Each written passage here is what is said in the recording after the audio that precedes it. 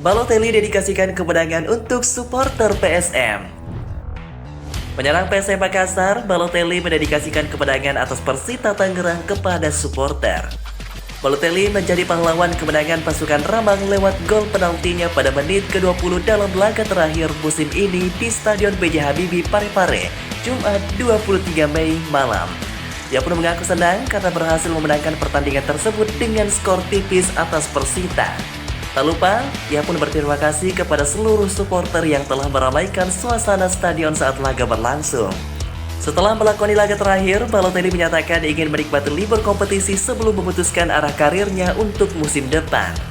Balotelli didatangkan PSM pada bursa transfer jeda kompetisi musim ini, yang menggantikan slot Adilson Silva yang dipinjamkan ke tim Liga 2 Persekat Tegal. Bersama PSM, Balotelli mencetak 5 gol dan 2 assist dalam 14 pertandingan di Liga 1 2024-2025.